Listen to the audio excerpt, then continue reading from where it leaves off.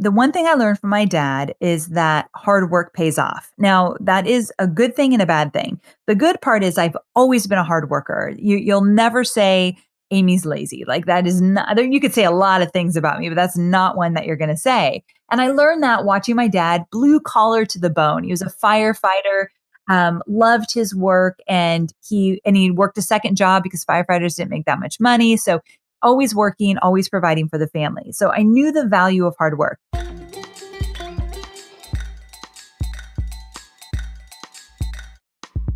Is this the real life?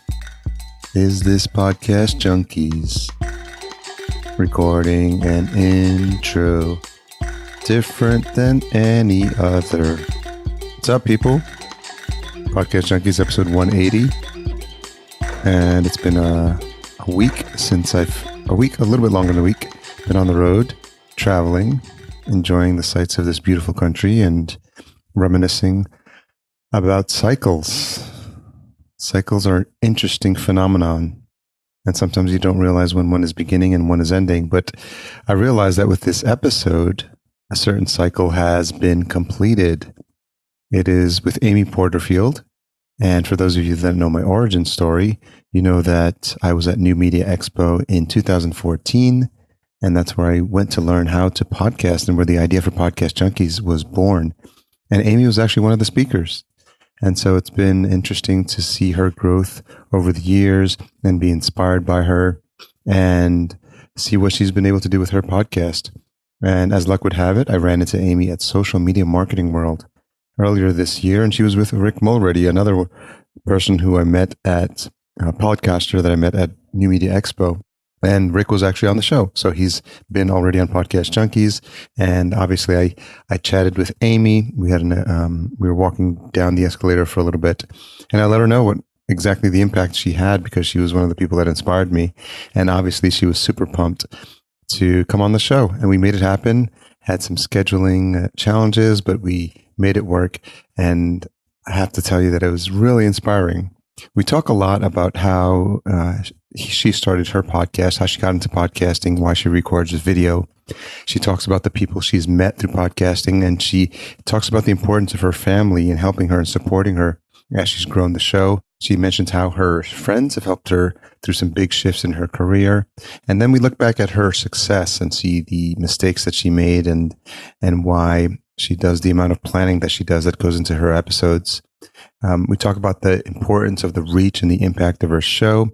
And we also get into some personal topics that I thought you might find interesting. And she opened up a bit about some challenges she's having personally towards the end of the episode. So this is really interesting, really insightful. And I'm really excited that I get to share this with you, because it's really important for me to bring you the stories of podcasters that have had a big impact in my life. As always, full show notes are available at podcastjunkies.com/180. This episode is brought to you by Squadcast. Squadcast is the premier solution for recording quality podcast interviews remotely. Typically, there's been other options for recording remotely. You can install software, but what happens is that you're at the mercy of your internet connection. And what happens with Squadcast is that they record what's known in radio as a double ender. So you get two quality WAV files recorded individually at each person's location, and then they get magically uploaded to the host. And then you end up with a WAV file that sounds pristine and clear. So check them out, squadcast.fm. URL, and use promo code Podcast Junkies to let them know that you came from me and that you heard them through the show. But I've had a lot of listeners now sign up, and they've been pleasantly surprised by the quality of the show. I'm really passionate, and I'm formally advising the team. So it's really exciting for me to promote them, because they're doing great things. Don't forget to tune in to the end of the episode where I reveal this week's retention hashtag. It's my little secret personal game that superfans would know about. If you're new to the show, it's a special hashtag that I only reveal at the end, and then I ask you to tweet about it. And that's my way of seeing who's paying attention and who's the super fan and falls into that category. So for now, enjoy my conversation with Amy. I'm excited. I am too. How are you? This is an interesting interview because we ran into each other at Social Media Marketing World, and I think I gave you a little blurb, but Podcast Junkies has been going on for 4 years, and I've interviewed a lot of our mutual friends, Pat and Cliff and Gary Leland and all like the old schoolers. And I was just like, I love telling their stories. It's super meta because I went to New Media Expo in 2014, Oh my gosh. which is dating you and I both. Yes, lifetime ago. And I went there because I grew up DJing like electronic music, like vinyl. I like vinyl turntables, So and cool. I was like, oh, I want to interview DJs, and then I realized how hard it was going to be to track those people down. And I saw Chase Reeves. He had yeah, he's awesome. He had a session called "How the Podcast Sausage is Made," and I I can sat see in. him saying Yeah. that title. And so and I sat there and I was like, it'd be cool if I told the stories of podcasters. And I was like, I know like Dave Jackson was doing some stuff, Daniel J. Lewis, podcasts about podcasting, but it was like, I just felt like there was more to tell. And I just said, I just want to tell the stories about these people. And I looked up the term podcast junkies. I joined JLD's Podcasters Paradise. And I was like, I think I was on a webinar and I registered the domain name while I was on the webinar. And I was like, this is available, guys. I'm going to do this. And they're like, yeah, you should do it. And Kate was like, yeah, you should do it. Oh my and, gosh. and so I did it. And I didn't, little did I know, like what the interesting thing that I did was I decided from day one that I was going to do video. And so Oh, I did Skype video. So every interview, probably with the exception of maybe 3 or 4 because of connections, it's always been a video, but I never used the video. But I thought the power of having the face-to-face conversation is super important. so funny you say that to me today because I interviewed Andrew Warner from Mixergy Yeah, on my podcast about chatbots today. And I don't do video and I do yeah, podcasting. And I show up and it's just Skype and there he is on video. I'm like, yeah, whoa, Andrew. And he's in a sports coat. And I'm like, why do you look so fancy? And he said, well, all your stuff is so fancy online, Amy. I thought I should show up and look good. And I said, I wasn't expecting video and I am in workout clothes. And he's like, well, you don't have to turn your video on, but I really like to see people's faces yeah, when I'm podcasting because I yeah. want to see your reaction. So of course I turned on the video, but he said the same thing you said. We're not going to use the video, Yeah. but he likes that real interaction. And it was nice. So I've got a funny Andrew Warner story from 2 years ago in Chicago. Andrew Warner and I, I was at Podcast Movement. And I was hanging out in the lobby and I was talking to Alex Bloomberg from Gimlet. And Andrew Warner just stumbles in and he's just like, hey, we're going to go get something to eat. And he was talking to a friend of mine, Natalie Jennings. And he's like, we're going to go downtown because he was in the mood for some ramen. So he walks outside. He's trying to find an Uber. He can't find an Uber. So he sees a guy sitting next to a limo and he pays the guy. He's like, can you drive us downtown? So, This and then is he, true baller True. style of Andrew. The funny part about it is like an 80s limo. It's one of those boxy, like long limos, nothing like Mercedes Benz or anything like that. So he's like, let's go. So it's me, my friend Natalie, Vernon Foster, Christina Cantors, and I forgot who else was in. He's like, let's all get in a limo. So we get in a limo, we go downtown, we get down there, and then he's like, text John Lee Dumas. He's like, hey, we're here. So John Lee Dumas shows up. And I feel bad because there's one woman sitting at this table at the ramen place, and we like overtake the table, and Oh she's like, no. we each start telling her about what a podcast is and why she should listen to podcasts. By the time we're done, she's got all of our podcasts on her phone, and she's like, "I love podcasting. You guys are awesome. I'm going to listen to all these shows." And So we, it was fun. so fun. We ended up in like a tiki bar that night, and we're like all like it was like crazy, only in podcast movement stories. So I love those kind of nights. I've had uh, a few of those fun nights in Vegas with yes, some of those same people, yeah. especially for some reason, John Lee Dumas always seems to be there. He is the one that's always partying, I guess. Well, this last podcast movement in Philadelphia, we ended up at a karaoke bar, and obviously it was like John Lee Dumas was there, Kate was there, and a couple of other of our friends. And yeah, I think what I love about it is that he's so approachable. And I think there was new podcasters that are showing up because I've probably now hung out with him a couple of times now. So we always have a good time. But new podcasters like, oh my God, John Lee Dumas is here and he's hanging out and he's having like karaoke. So you've been doing this for quite a bit, and I'm wondering like if that's something like as you started entering into podcasting was it something that surprised you about how accessible this community was and like how friendly and did you even think that you would just call some of these people friends for as long as you have now? No, definitely not. I feel very lucky of the people that I've met or the relationships that I have through building this online business, but so much of it is from podcasting. So when you bring that up, I like look at all the people I'm really close to and we have one thing in common. We all have a podcast Yeah. and I never knew that podcasting would open up so many doors. And personally, meaning I came out of my shell. I found my groove with this. I feel really good about creating the content for podcasting and putting myself out there. So I've grown as a marketer and as a person through podcasting, but also my business has grown considerably because of this platform, more so than any other platform I've ever had. So it's a really cool thing. So other platforms you've had, what are some of the other ones that you've tried in the past that have Oh, that's such a great question. I used to blog in the beginning. I was never consistent with it. And although I can hold my own with writing, it's painful for me. It takes me a long time.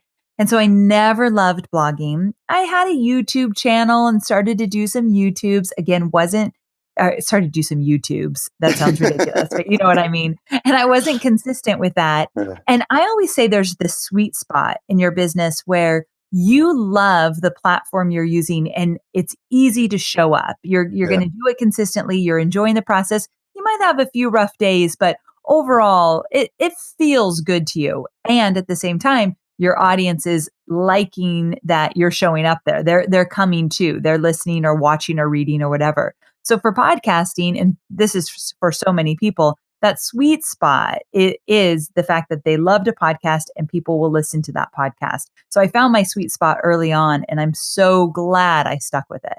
When did you like obviously like all podcasters when we start we stumble along the way, but was there a moment when you felt like you hit your stride and you felt like, oh, this is my medium and this is where I feel like I'm in my lane and I'm most comfortable? 1,000,000%. I think I was podcasting for a year. So I Yeah. started in 2013. It must have been around 2014 when I was in the Philippines. He's going to love this episode because the man loves to hear his name. John Lee Dumas, Mr. JLD was there. This episode is brought to you by John. Right? You should pay us for this one. So he was in the Philippines and we were there for Chris Ducker's event, his very first event that he did. And we were there and there were some other podcasters, same people you mentioned. Pat Flynn was there, Greg Hickman was there, a few others. And we were all giving each other advice about our businesses. And JLD looked at me and he said, if you want to make more traction with your podcast, because I was complaining it just wasn't getting the downloads I expected. He said, if you want a game changer, then you need to be showing up at least once a week. Because for my first year, I was sporadic. Sometimes I got one episode out a month. I had no idea that made such a difference. So he, of course, in his, hustle mentality, he said, do two a week. I'm like, I'll never do two a week, but I can show up and do one a week. So from that minute on, I've done one a week. And I think I have missed one or two episodes since 2014 of one a week. And it changed everything for me. I finally got my groove with it. So there's something about that, and it probably lends itself to who you are as a person. And I think you used to work with Tony Robbins in the past, right? Back in the day. You know James Cooper? Yes, I do know James Cooper. Yeah, Yeah. James Good and I guy. are we're in a mastermind together with Oh, so cool. your black belt. So I think I wonder if some of that helped you in terms of the discipline and being consistent, because a lot of times what a lot of early podcasters fail to realize is like you do need to put in the hard work. And you said you were doing it for a year before you hit your stride. And I think, can you talk a little bit about how important that is to have the discipline and the consistency time, week in and week out? Yes, I think as an entrepreneur, and this is something I've learned the hard way because I haven't always been consistent across the board in my business, but the people that are winning, that are made a huge impact both financially and helped people make transformations are those that have shown up every week. So my mentor, Marie Forleo, has had a newsletter before anyone even knew what a newsletter was. And she was emailing every single week. Rain or shine, she showed up. Laura Roeder, dear friend of mine, back in the day, we became great friends. she went on to create software. So she kind of got out of the Meet Edgar, online yeah. space. Yep, Meet Edgar, great software. And so she back in the day had a newsletter every single week, Michael Hyatt blogging every single week. So what I did back in the day is I looked at those people I admire who were really making a difference in the space. And I saw the commonality that they were all consistent with their original content. And so I knew that was going to make a difference. So for me, the I always say those who are winning are those who are showing up every single week. It's really easy to beat out your competition because most people are not consistent. They say they're going to do something and then they don't. And the only word that matters is the word that you give yourself. Ultimately, at least it's the most important first word that matters. And so when I tell myself I'm going to do it, it's really important to me I stick to that. I definitely learned that working with Tony Robbins. There was so much of how he did things, what he taught, being true to your word, actually following through. So a lot of the mindset shifts that I made while working for him, I brought into my business for sure. Was there any of that that you had before you started working with Tony Robbins? Was there some of that discipline? Was it something that you learned like with from your parents, or is it something that it was instilled you at an early age? Such a great question. One thing, yes, the one thing I learned from my dad is that hard work pays off. Now, that is a good thing and a bad thing. The good part is I've always been a hard worker. You'll never say Amy's lazy. Like that is not, you could say a lot of things about me, but that's not one that you're going to say. And I learned that watching my dad, blue collar to the bone. He was a firefighter, loved his work, and he worked a second job because firefighters didn't make that much money. So always working, always providing for the family. So I knew the value of hard work. The challenge is that I grew up thinking that you have to work hard, you have to work yourself to the bone in order to make good money. We lived a nice life. And so I equated hard work with money. And my dad, being old school, growing up in that generation, he believed that you will not make a lot of money unless you work really, really hard. I've learned since that that's not necessarily the case. I could work smart. I don't have to work every day, long hours, and hustle my butt off to make good money. Regular listeners to your podcast will know that your husband is also a firefighter. So Yes. I'm wondering how much of a correlation is that between your. Direct correlation. So, really quick, I'll tell you my husband was 36 years old when he said to me, I wish I would have become a firefighter. He became good friends with my dad, and my brother-in-law is also a firefighter. So this runs in the family. And he said, I wish I would have done that. And I said, I don't think it's too late. Now in California, you're usually 21 to become a firefighter. But my husband has a great background in the military and such. So I said, you should go for it. So he talked to my dad and he talked to my brother-in-law, and they kind of helped him like, here's what you need to do. So it was definitely not a coincidence. With that like blue collar background, I can definitely relate to that. Like how hard were those conversations early on as you're building your business and they're seeing what you're doing and they're realizing that you're not in a 9 to 5 job and they're not in an office and you're like, Amy, like where's this going? Is this going anywhere?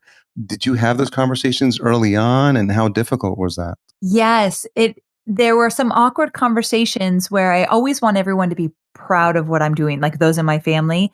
I have to be careful looking for validation because it's something that runs in my blood. And so in the early days, I wanted my family to be really proud. My husband's always been a big cheerleader because he was there before I created all of this. But my dad worried and my mom worried about, is this really a business? Is this viable? Is this something you can do consistently? What is this that you're doing? Like for so long after I'd created this multi-million dollar business with multiple online training programs about all different stuff in marketing, still my mom would tell people, oh, my daughter wrote a book about Facebook marketing, a dummies book. And that was like so long ago. So they don't really understand what I've done in my business. So the one thing that was really funny, and this was really sweet, my dad would worry, like, is your business going to be okay? If I did a big launch, like, could you do that again? So finally I explained to him, Dad, I have an email list. And as long as I'm growing my email list and I have a good relationship with the people on my list, I always have someone to market to. I always have a way to make money if I have a viable email list. Without getting into all the details, that's just what I told him. So every time we talk, he said, are you still growing your email list? And that's all he needs to ask. And if I say yes, he knows I'm good to go. So we had to have that conversation so he'd stop worrying. So I guess at this point, with the success you've had already, that they're pretty convinced that apparently what you're doing is working out. Yeah, they're like, okay, this weird internet marketing thing is working. So now they kind of are good to go. It's funny. I had to. I had a cameo in the first podcast documentary, The Messengers. Chris Mhm. Kermitos and John Dennis.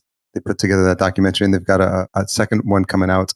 But I actually had that DVD, and so when I was back home in Yonkers, I played it for my parents, and I'm like, "This is a podcast, produce podcasts for, and this is my business right now." And I'm like, "Oh, okay, I finally get what you do." They had no idea like what a Right? podcast is. Yeah. Yes, they just our most of our parents do not know what we do. So I think it's important we show them and explain it to them because they want to be proud of us. Yeah. Yeah. So how important, can you talk a little bit about like tribe and also like building this community of like-minded friends around you? Because you're in Carlsbad. I don't know if you're Carlsbad permanently now, but you were also in San Diego for a while, and you were hanging out with Pat Flynn at the time, and there was like a whole group of you that was like, I remember there was like a certain group of podcasters that were like in San Diego, and I'm wondering if you could talk about the importance of like finding like-minded people who are like growing at the same level that you were and just being able to bounce ideas off those folks. Such an important part of the experience. And I'll tell you, I don't mean to be encrypted, but I can't get into all the details. But I made some shifts recently in the back end of my business and some stuff that I can't legally talk about. Not a huge big deal, but I made some shifts and it was scary shifts and big transitions. And the reason I tell you that is that these friends of mine, this circle, this tribe that I've created over the last few years, everybody came to my side. And when it was all going down, I got text after text. We're thinking about you. Keep going. This is going to be fantastic. It's all meant to be. And all my friends in the industry that understood me and knew me well came and said, if you need anything, I'm here for you. And I rarely need anything. Like I'm pretty independent in what I do, but I needed that moral support. And it was just recently that I realized, holy cow, this is even more meaningful than I knew. So I always encourage my students, find that tribe. They don't need to be big names or big shots, but that tribe that is going to be there in the darkest times for you. And also, I know this is a Tony Robbins thing, but you got to surround yourself with the people that are doing bigger things than you. It's so important. I've been in phases of my life where if I look around, I'm the big shot of the group. And I don't say that egotistically. I just mean I'm doing the most money or have the biggest email list or whatever. And I never wear that badge of honor because I think you're not pushing yourself enough to be scared to be with the big guns that are doing bigger things, scarier things than you. And so I'm always pushing myself to surround myself with others who will say, you're playing small. Like, get out there. Well, it's interesting because there's the Jim Rome quote, right? You are the average of the five people you most associate yourself with, which was big for me when I moved from corporate America into like this world. And then Jason Gaynard, a friend of mine, he says, if you're the smartest person in the room, you're in the wrong room, right? So I believe it. I believe it. as you continue to grow, can you think about like, because I met you, briefly met you, we took a selfie, so that qualifies as meeting. Right? We're best friends forever. In 2014. So a lot of times it's hard to measure success. If you look back, look what you did over a week ago, or a month ago, or even 3 months ago. But sometimes when you look back a year ago, or even now 2014, close to 4 years ago, sometimes you have a lot of things going on. You're like, oh, things are going well. But can you look back now and look back at like the 2, 3, 4 years ago and see how much you've grown in all the phases, both as a business person and personally within that time? Oh my gosh. Sometimes I don't even know who that girl was. I look back and yes, I see so much growth. And also, I was so scared back then. So I've been in it for about 10 years. And just even if I look back 5 years ago, I was scared that the success would go away. I was scared that I wouldn't make the right decisions or I'd make a wrong move and it would all just kind of crumble. And what's funny is once you start having consistent success, those fears start to go away for sure. but sometimes they still pop up, but then I can identify them and say, come on, just keep moving forward. I can get out of the dark times or the scary times a whole lot faster now. I will never say that they don't come up. Every launch, I get nervous. Every time I step on stage, I have those butterflies, but they go away a whole lot faster now. And I make more intelligent decisions and I'm more intentional with every relationship, with every decision I make, with every new strategy. There's always a why behind it. And I think that's important. So I just work smarter. But yeah, huge growth, huge growth. So, where did you learn this idea of being more intentional? Because it's really important. Because a lot of times, um, as we're growing and we're new into this entrepreneurial world, like we think about like satisfying the people who are like the closest to us and we just want to make them happy. But the fact that you said you're more intentional means like you're making a conscious effort to make decisions that are going to move you forward in a way that maybe you didn't think like, oh, you didn't have that mindset before. So like where did you grow and how did you cultivate that? Well, first of all, I'm a little embarrassed to tell you where I learned this whole idea of intentional, but it's the truth. I learned it from Oprah. And the reason for that is there's this great podcast called Making Oprah. Now, it's hard to find because it turned into Making Obama. It's the weirdest thing, like the podcast name changed. But there are old episodes, like a season one called Making Oprah. And I recommend everybody who's an entrepreneur to listen to it. And it's all about how she came to be. And in it, Oprah talked about when she had her show that she told everybody on her team that we are going to be intentional with the decisions we make and the strategies we choose and the guests we bring on, that there's intention behind it because that's where true meaning comes from. And so this was about a year ago that I heard her say that. And I think, how often am I very intentional about anything? I kind of just say, okay, we're going to do this, do that. And if you stopped me and said, why? I don't know if I'd have a why a few years back. I just thought, well, it looks like or sounds like the right thing to do, or this guy's doing it over on his website. So I'm going to do it here. But now we look at our core values. We look at our goals. We look at where we're going. I set smaller goals. I don't do 5 years out or anything like that. We're just looking at the year ahead. And everything I do is going to be related to one of those goals or one of our core values. So that's where that intentional came about. Now, one more thing that came at that exact time was Oprah also talked about blinders. You know, when horses run in races, they've got the blinders on.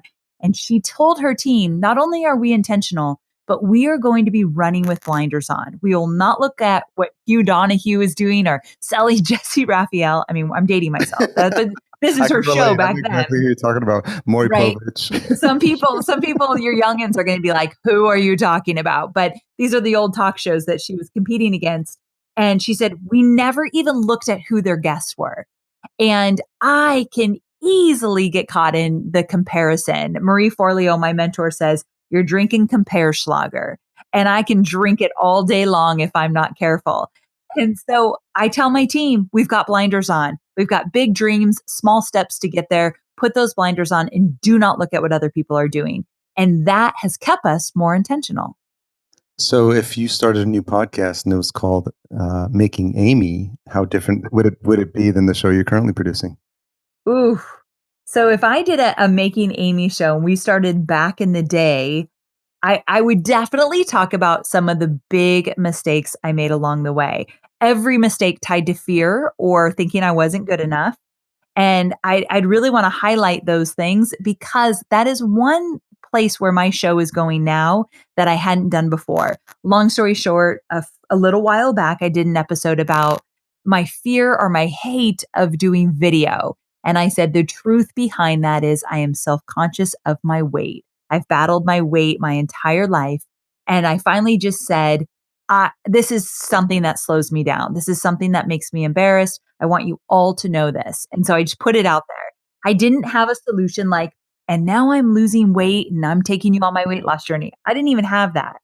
Right. Weight Watchers. Like it wasn't that. It was just like, it was weird because I always have a solution for people. And I said, I don't have a solution, but I want you all to know this is how I'm feeling and this is where I'm at right now. Holy cow. I can't believe I go to live events now. They don't say, I love your episode about webinars or list building. They say, I love your weight episode. And it's sweet that not sweet's a stupid word, but it's very touching to me that they resonated with that one.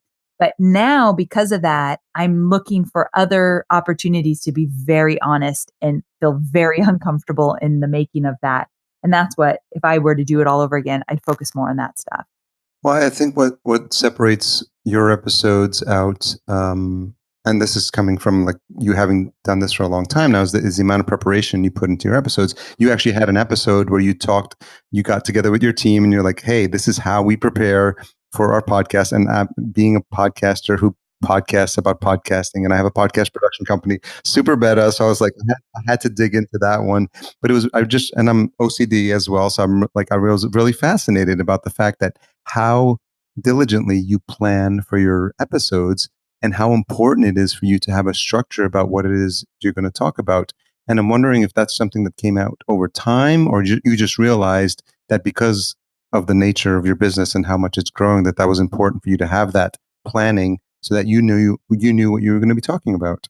It's incredibly important for me. And sometimes I do try to scale it back. Like, okay, Amy, you can only spend a certain amount of time planning for a specific episode. You can't get crazy about it because we got work to do. But I will be way more planned out than the average person. And some of my friends tease me about it, and I just let them tease and I do my own thing. But this did come from my Tony Robbins days. So when I worked with Tony, I worked on the creative team. So I got to work on the content that he did on stage and in his digital products. And so I would get to sit next to him and watch how he processed the information and what he did with it. We'd prepare it for him and then he would study it. And so he was always prepared when he went on stage. He was always prepared. Even if he knew the content well, we still outlined it. We still put examples and stories that he could tell when he was telling those different pieces of content or teaching it. So I saw that and I wanted to be the best of the best at what I do. So I learned from the best and I brought that into my own business and it has served me well, definitely. But at the same time, I do try to give up a little control. I feel that I could try to control the whole thing a little bit too much.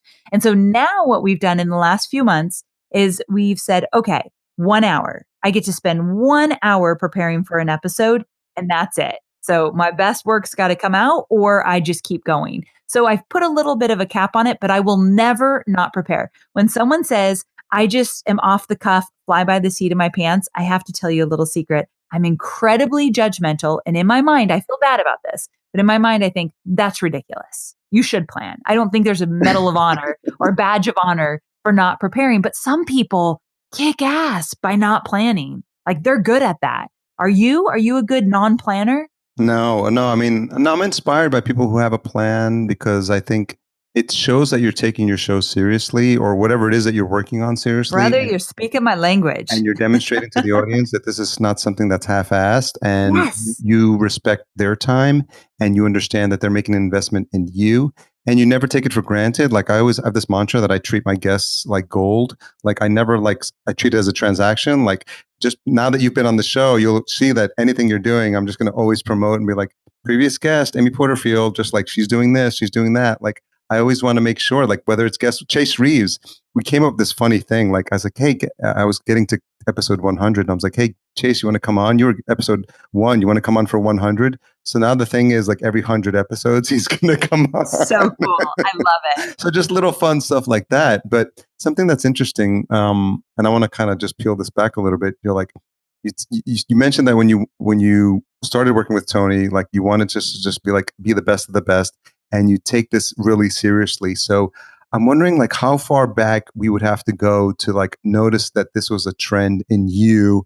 Where was this like? Where did this first pop up? And like, was it something that you just noticed? Was it apparent in high school, or just like would your friends have said like, "Oh yeah, Amy, she's always been like this"? Because I get the sense that this is an inherent trait and something that runs deep in you. This passion for you to like to be the best at whatever it is you do.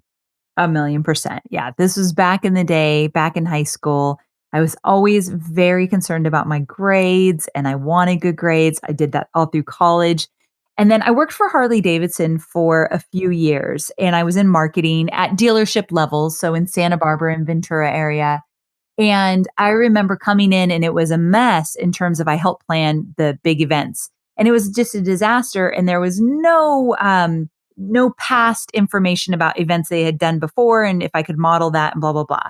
So I whipped that whole thing in place and I got everything dialed in and I created folders and this and that. I love a good office store. Like if I could buy office supplies all day, I would. So anyway, I did that right from the get go. And I bring that up because one of the gals that still works there, she says, I still have your folders. I still refer back to those. So I think it was just something in me. I like to plan, be prepared, and get organized. And one of the reasons I like it is I like to look back and say, what have we done before? I do not like to reinvent the wheel. And I think it saves you time and it allows you to be better the next time if you look back and say, what have we done? How can we make it better? So there's a lot of that in my business now. Every launch we do, what did we do before? What will we change? What will we keep the same? I get the sense that someone early on inspired you to be like this. So I'm wondering if you could think back or tell me a story about like a relationship with a mentor or someone that really inspired you. Because I can think of someone that I call my corporate godfather. I ended up working him for like 5 different jobs and like 3 different companies. He just kept hiring me. I was just like, so I'm wondering if for you, if you can think back to someone who inspired you early on, or just kind of like, or you saw them and you're just like, I like this way this person thinks. I like this way I like this way this person works, and maybe just modeled like yourself after that, him or her. In many ways, my dad. So my dad has always been really organized. He's always been a planner. And relationships meant a lot to him. So he's really bad with names though. And so in our garage, he would have a map and he would write everybody in the neighborhood's names down on the map. And he would look at that just to make sure he's got it all dialed in because he felt it was important to say somebody's name when you talk to them. So I from my dad, I learned relationships are important and you got to take the time. And I also learned that keeping things organized and having things prepared shows people that you genuinely care about them. That's why I loved what you said about you treat people like gold when they come on your show because you don't want to waste their time and you know their time's valuable and all that good stuff. And I think that's important. It's important to me that people know that they're important to me. Does that make sense? Like I want them to know that. So it was my dad for sure. Um, and as you think about other opportunities with people that will help you take your business to the other level, because like they say, what got you here won't get you there. So who are you now surrounding yourself with so you can definitely like 10x or whatever is the term, the proper term nowadays, to feel like you need to take yourself to the other level? Because if you did what you did, got you to where you are now, which is great. But I get the sense that you have bigger visions of where you want to I be. do. So just recently, I've started to dream bigger and think bigger. And she's a fairly new friend. Her name is Rachel Hollis, and she wrote the book Girl Wash Your Face. It's a New York Times bestseller, and it's been on the number one charts for a long time now. So I'm so proud of her. And I started following her, and we just became fast friends. And we went to lunch, and I listened to her, and she would tell me she just recently has a documentary that she put into local theaters across the US where you could go on a certain night and watch snippets from her live event. And it was super inspirational. It was beautiful. But I'm looking at this girl like, who are you to be putting yourself in these theaters all across the US? And what I meant by that was like, look at you. Like, you just decided to do it. She's written many books, and it's like, I wrote a book and I got published. And so I watched how her mind was going through all of this, like, that's just what I'm doing. And nothing was stopping her, no fear. And those are the kind of women, especially, I want to surround myself with. I want to dream bigger and I want to watch them do the big things and say, I can do that too. So she's a huge inspiration to me. Amy, have you thought about like the importance of the platform that you now have? Because like, I mean, as I start to educate people on what's possible in this digital marketing world where people didn't know what was possible, I'm really conscious. I'm Latin American, so I think about like minorities a lot, and like elevating their voice in this platform.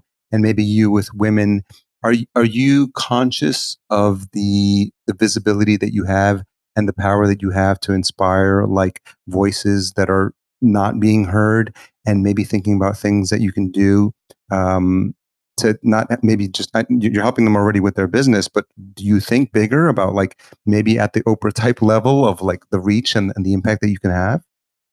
To be honest, I probably don't enough. And I think that's my whole thing of I don't think I ever dream big enough and think big enough, starting to see what's possible.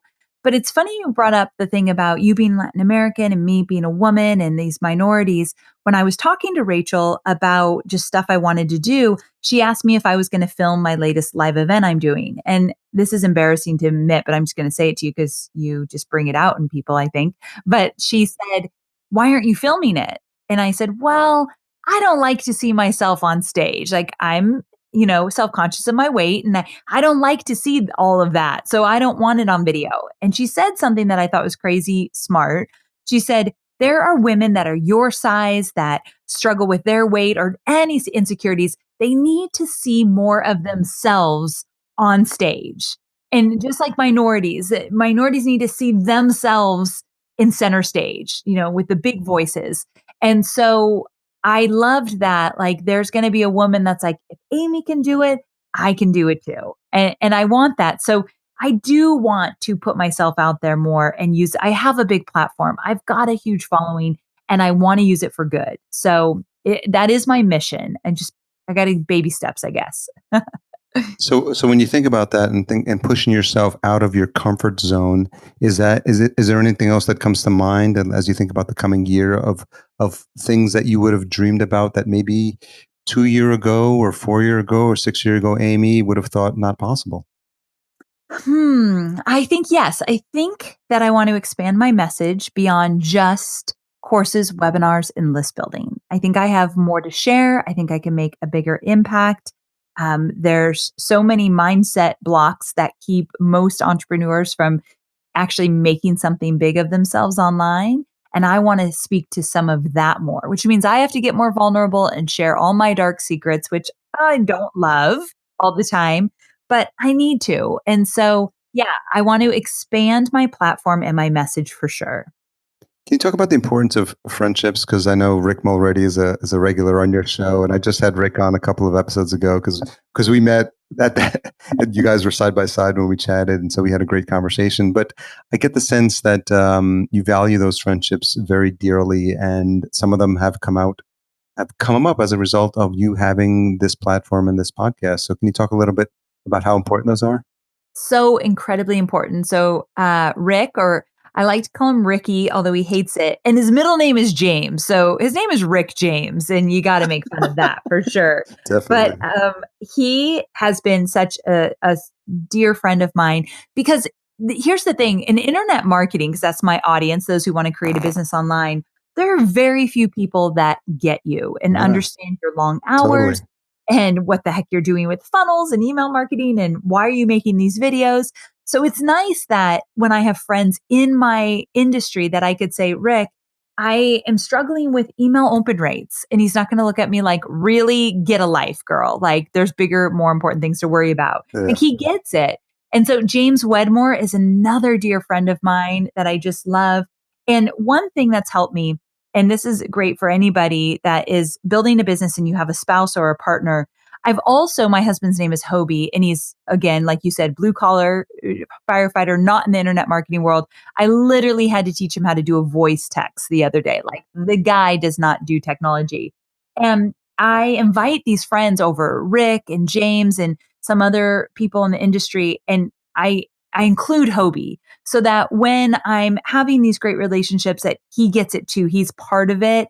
He was at James and Chelsea's wedding and and they know him. Oh, he went to James Wedmore's bachelor party. Like I like Hobie to be a part of it He's so that been he he's been on doesn't your pod. feel, He's "Oh Q yeah, and A'd you on your episode as well. yes, Yeah, he's come on my podcast." yeah. And I do all that because he's such a huge part of why I get to do what I do and why I have the success I have. I don't do it alone. He has nothing to do with the business in terms of the funnels, the campaigns, the blah, blah, blah, whatever, but everything to do with the emotional side of running a business. And so I like him to be a part of it. So if you feel like your spouse or partner is not really embracing what you're doing, get them involved in some way. Let them meet some of your online business friends because they will feel a little bit more a part of it and I think support you in a different way. How important is that for you to have like family dialed into like what you're doing? So important because during launching, it's almost like I don't live at the house anymore. I live in one room with 20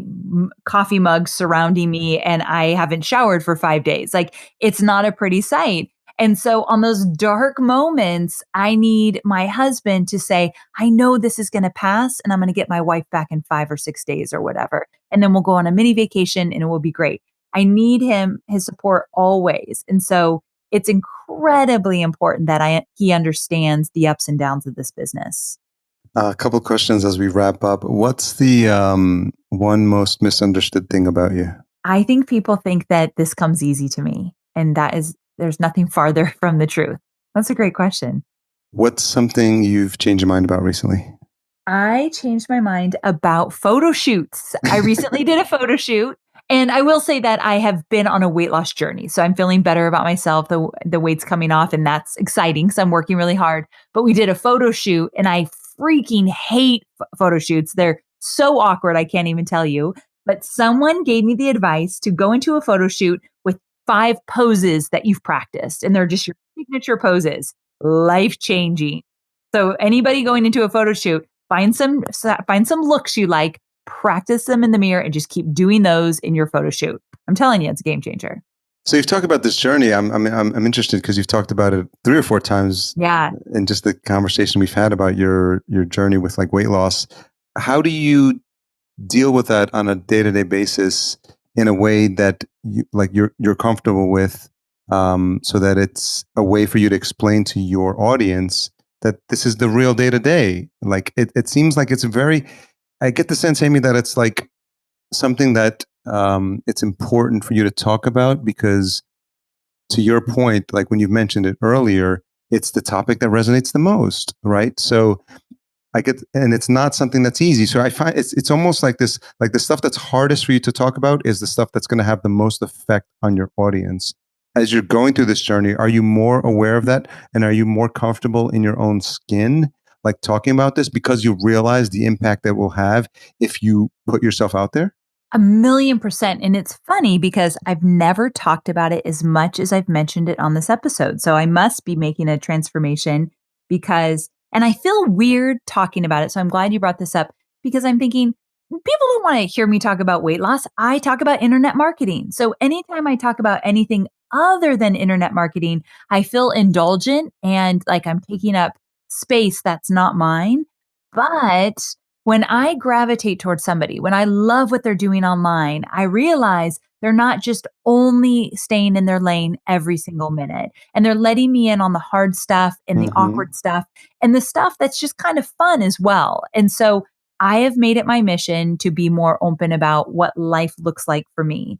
And because I've talked openly about not liking video because of this struggle, now that I'm doing something about it, I've got to talk about what I'm doing to take people on the journey with me. And I don't love it. Like every single time I mention my weight on your episode, I was very aware that I was talking about a topic that I wish I could hide from because it's embarrassing to me, but it's life. This is what I'm going through. So I'm talking about it. I think it's like super important because I think, just from a podcast, because it's a very intimate medium. Like we're talking to people, and this episode is going to be published, and people are consuming it on their headphones. And so it's like Amy and Harry talking to people in their ears while they're making dinner, while they're walking their dog, while they're at home on the treadmill or in traffic or on their commute. And I think it's a very personal, it's a very one-to-one. I think we take it for granted because we're speaking and we get thousands of downloads and like all these people are listening. But literally, like right now, Susie Jones is listening to this episode and she's going to like hear like what's coming through in your voice and how sincere you are and how much you struggle with the fact that you even like are debating whether like how openly you want to talk about it on this episode. But the fact that you are, and the fact that you're admitting it, it's this vulnerability that is the beauty of podcasting that we can talk about. And I think we'd be doing our listeners a disservice if we didn't do it, because we'd be painting this picture of this like rosy life of podcasting and everything is like all hunky-dory and look at us and we have the successful business. But at the end of the day, like we need to tell people like it's not all like beautiful, like inspirational Instagram posts. Like I want an Instagram feed that's like, hey, like I spilled coffee in my white blouse. Hey, my dog pooped on my like front lawn. Like, hey, here's me where I Yes. crashed the car into like, when I was in the parking lot. Like, you're never gonna see that feed. But Never. this is the reality of like the day to day of people's lives, and I think I applaud you, and I really thank you for being vulnerable here, because this is like the true like nature of who we are. We're human beings. Like, we're not perfect people, and just because you see us having success on our shows and you see us having success with our businesses, like we struggle sometimes every day. And when someone turned the tables on me and they asked me that, like, what's the most misunderstood thing about me? I said, my life is not perfect. I'm like, I like wake up and I'm in like in a shitty mood. And sometimes like I'm depressed, or sometimes it's like I struggle with like, how am I going to build my business, or, what I'm going to talk about on my Right. show.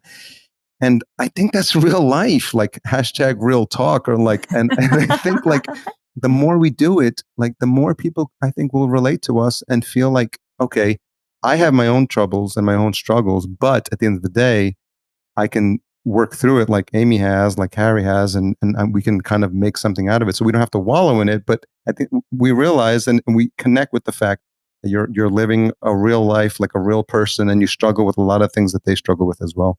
Completely agree with you. I think the highlight reel really can do an injustice. And so, us talking about it, I really loved this conversation. I liked getting into the real stuff. And it's a gift to me because I'm not used to it. It doesn't come naturally. So, I appreciate that. Well, I mean, I appreciate you taking the time. I know I've been truly inspired by you from the moment I met you. I'm honored to finally having you on the show. It's been like, if I'm a podcast junkie and I'm talking to some of my favorite podcasters in the world, it's a shame that it's been so long to get you on. This is ridiculous. I'm so sorry it took so long, and your patience was so truly appreciated. But I think, as you know, and as you could probably relate, everything happens in its own time. And I think the conversation we would have had maybe a year ago when I just got started would have been kind of superficial. Like Totally superficial. we wouldn't have known each other. But I think the fact that you've gone through this journey, that I've been like just more comfortable in my ability to ask questions that people might squirm a bit with, Right. that I think it just makes for just a better experience. And I'm truly appreciative of you taking the time and you continuing to tell your journey, to talk about your journey, and being more open about where you are in your life. And I think it's gonna be valuable stuff for listeners, and I hope you continue to do it. Oh, well, thank you. I truly love that we finally got a chance to talk. So thanks again to Amy for coming on the show. I really appreciate that she was able to get a little personal about her story. And it's, as you heard her mention, it's something that she doesn't do normally. And I try to make an environment and create an environment at Podcast Junkies that makes the guests feel like they're at home. And I hope that's the same feeling that you get when you listen to these shows, because it's important for me to continue to build this community. And speaking of community, I've got a special project that's in the works. I'll probably debut the details of it in the next couple of weeks, but I'm putting together a conference. That's about all I can say at this point, and it's tied into my mission of helping 1 million people find their voice. So we're doing a bit of a rebranding on the site, getting all the brands lined up, the conference, Podcast Junkies, Fullcast, my production company. So I'm going to be excited to share that with you, some new opportunities to engage with me, and to create community within and amongst yourselves. So I can't wait to share that with you. I'm really excited to do that. As always, full show notes are available at podcastjunkies.com/180. Intro and outro music composed by Cedar and Soil. Check out his full collection of music at cedarsoil.com. Don't forget to support our sponsor, Squadcast, squadcast.fm. Tune in next week for our conversation with Kevin Halbrook, co-host of Thick Smoke and Loud Music. Kevin reached out to me cold from an email, and I was so interested by the premise of the podcast that I decided to have him and his co-host, Janine, on. And I'm really excited to share that with you. It's going to be really fun because you're going to be interested to hear what inspired him to start the show and how that can possibly inspire you to create a podcast about something you're passionate about. If you made it this far, then no doubt you're listening and waiting for the retention hashtag this week because of all the value that Amy has provided to the podcasting community. And to me personally, we're going to make it Value Amy. That's Value Amy, one word. That's the hashtag. And you can tag Amy at Amy Porterfield, AmyPorterfield. ELD. And of course, myself at podcast_junkies. Thank you for all you do to support the show. Looking to get back into a regular rotation. I've got some great interviews coming up, and I can't wait to share them with you. Thanks for being a supporter. Love you guys, and we'll talk to you next week.